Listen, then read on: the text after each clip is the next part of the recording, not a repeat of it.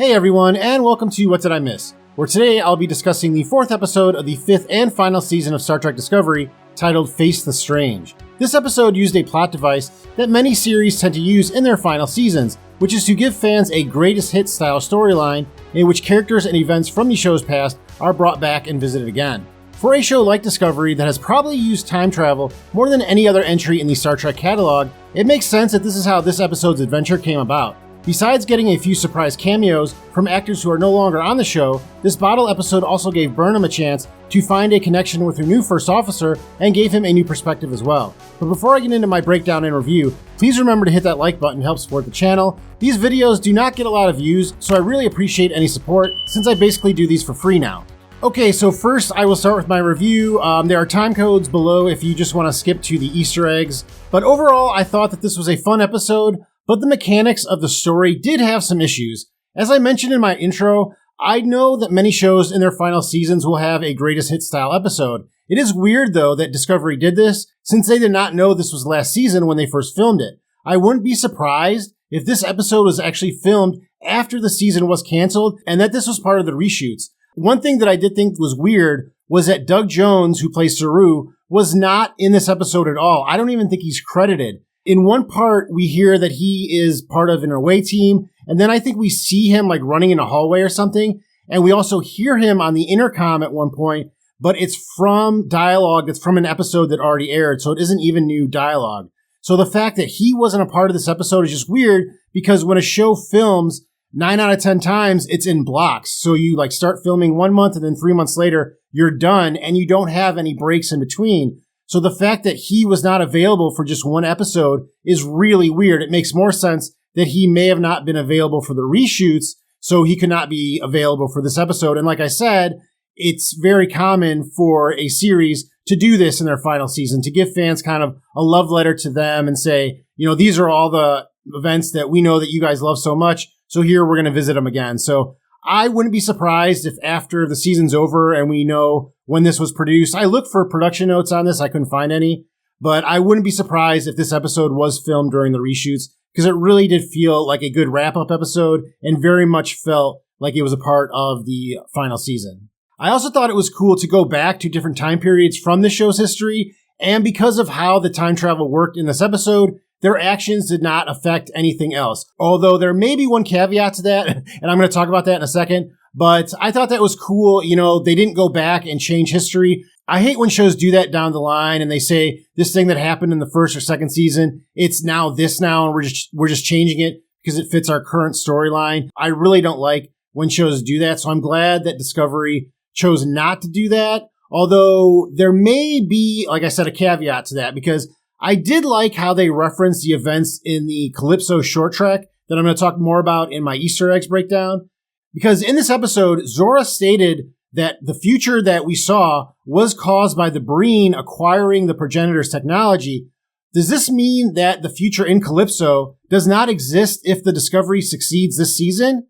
This would be a really smart way to retcon that short trek if the producers knew while filming they would not be able to finish that story out before the end of the series. So if they knew that they're not going to get any more seasons, again, if this episode was filmed during the reshoots, it would be really smart to just include that little block about, hey, we're going to go back to that thing that we talked about in that short trek. But now we see that if the Discovery does solve this, progenitor's technology thing and the Breen don't get it, then maybe the events that we saw in Calypso don't happen, because you may know this, you may not know this. A lot of Star Trek fans are kind of up in arms because in that short trek that I think came out I think that it came out between the first and second season of Discovery. I may be wrong. But in that episode, we see a USS Discovery that no longer exists because in the third season, the Discovery got refit with 32nd century technology, and the Discovery that we saw in Calypso was the Discovery that we had been seeing in the show up until that point. So how does the ship regress?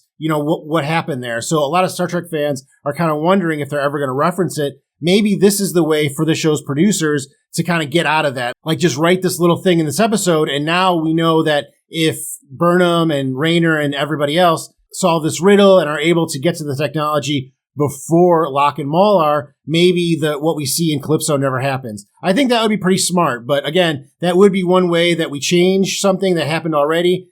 In this case, I don't think I would mind so much because, again, this would be a really good way to get out of it. So I don't know if that's what's going to happen. I don't even know if that's what was inferred in this episode. That's just how I took it. Let me know in the comments if you saw that too. But I think it'd be really interesting if this episode kind of retcons Calypso and gets Discovery out of that conundrum.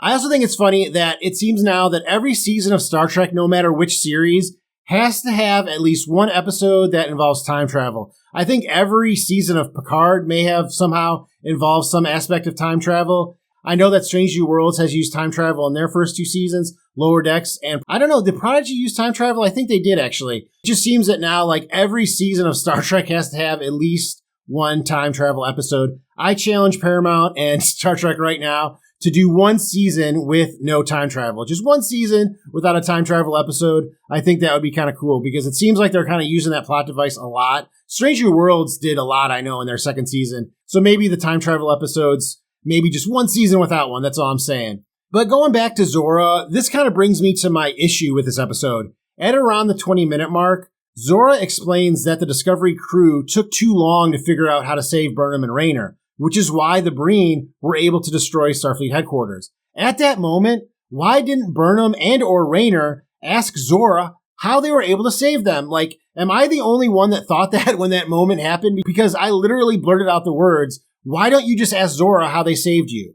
Correct me if I'm wrong, Zora tells them that they were saved. It was just too late to stop La'ak and Mol. So if they know some way to save them, why didn't Raynor and Burnham ask Zora what they did? Even if Zora said, my memory is fragmented, I don't remember it, because I know that she said that earlier when Burnham asked her a question. I think it's silly to expect the audience to think that characters like Burnham and Raynor wouldn't have asked that question, because that's what I'm asking, and they're smarter characters than I am. They understand what's going on more than I do.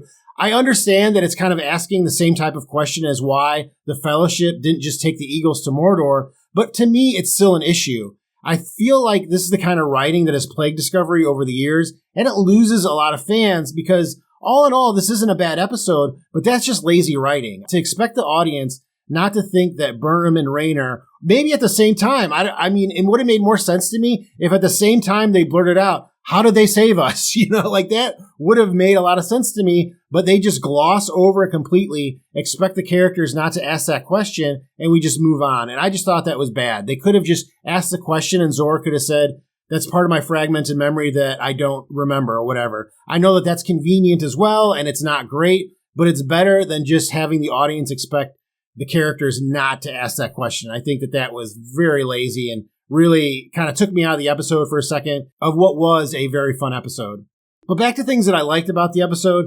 I also liked that there were 2 Burnhams in this episode because it shows the audience how far the character has developed. This character has always been fighting 2 sides within herself, and in this episode, the audience gets to see these sides interact with each other. So ever since the first episode, Burnham has been, part Vulcan, part trying to be a Starfleet officer. She's been of 2 worlds. Now she's in the 32nd century. She kind of wants to be a courier with Booker, but she has to be a Starfleet captain. We've experienced this within the character since her inception, and it was really cool to see it on screen play out. And I thought that was really smart. So I just, knocked the writers a little bit, and now I'm giving credit where credit's due. I thought that was really smart how they were able to put 2 Burnhams on the screen together, and it made sense and it worked.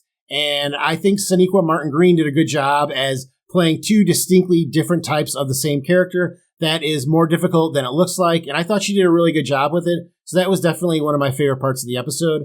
I also really liked Raynor in this episode. I think that Caleb Keith Rennie is a good addition to this cast. I know he's from the Umbrella Academy. I've seen him in other stuff. For some reason, that's the only thing that pops in my mind right now. But I think he's doing really good this season. I like his addition. That was a really good call. I also like the chemistry that he and Reno had. And I hope that in the future they get paired together in some kind of adventure. I'm not talking about romantically. I just thought that them 2 together were kind of like, 2 grumpy old men. I thought that they worked really well together, and I would definitely like to see them on some kind of adventure and see what kind of, snarky comments they could come up with. But all in all, I thought this was a pretty good Star Trek time travel bottle episode. And even though the story had its issues and the plotline was familiar, it was still a fun change of pace. And that's something that I've talked about every episode this season, is that every episode's been kind of different, and I like that. So probably of the first 4 episodes, this might have been my favorite one. On a scale of 1 to 10, I'd probably give it about a 7. If they would have done something about that thing that I talked about earlier, it would have been even higher. But that was really my only problem with the episode. But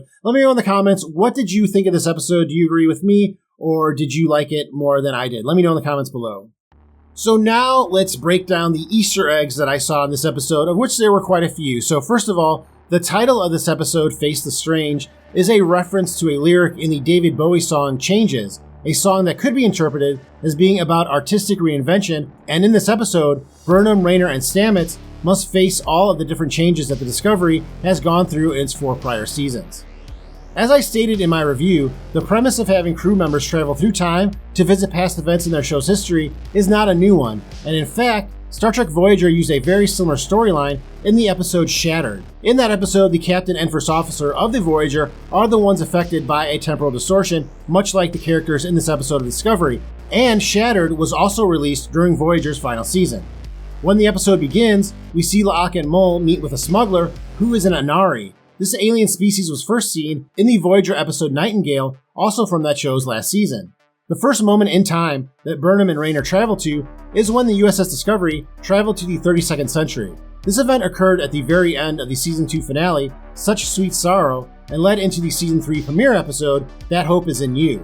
The next moment the team is sent to is during the construction of the USS Discovery at the San Francisco Fleet Yards. According to a dedication plaque on the USS Enterprise, this is the same location that ship was also constructed. The next time jump is to the final battle against the evil AI Control, which also took place in the Season 2 finale episode, Such Sweet Sorrow. When Raynor realizes what is making them travel through time, he states that it is a time bug based on Krenim technology. The Krenim were a race of aliens that were able to harness the power of time-altering technology and appeared in the Voyager episode, The Year of Hell. Raynor also mentions that time bugs were used in the Temporal War. This event was a big part of the 3rd and 4th seasons of Star Trek Enterprise, and was also referenced during the 3rd season of Star Trek Discovery. Burnham and Raynor then jump to the future and visit a USS Discovery that has been abandoned for decades. This appears to be before the events shown in the short track episode Calypso, which I mentioned earlier. In that episode, we learn that the ship has been empty for at least a century and is adrift in space. The fact that Zora stated this future was caused by the events of the season may be a hint that after the season, this future is no longer a part of the prime timeline, so to speak. The next time jump puts them very early in the show's existence, but I do not think this exact time period was a part of any episode. But since we hear that Landry is said to be a part of an away mission, this means that this event would have to be before the 4th episode of the 1st season, The Butcher's Knife Cares Not for the Lamb's Cry, since that character is killed in that episode. When Burnham fights herself, her older self is able to defeat her younger one by using a Vulcan nerve pinch or neck pinch. While this move is not a standard Starfleet technique, Spock has used it many times, and since Burnham is Spock's adopted sister and she spent her childhood on Vulcan, it makes sense that she would know how to use this. She also used this maneuver on Captain Philippa Georgiou in the Discovery premiere episode, The Vulcan Hello. Finally, 2 actors who no longer appear on the show reprised their roles on the Discovery for the final scenes. Hannah Chessman reprised her character Ariam, who sacrificed herself in the 2nd season episode Project Daedalus. Also, Ronnie Rowe Jr. returned to play Lieutenant Bryce, who was last seen in the Season 4 episode, The Galactic Barrier. Well, that was everything I saw, but let me know in the comments if I missed anything. Thank you very much for watching. Please remember to hit that like button before you go, and I'll see you next time on What Did I Miss?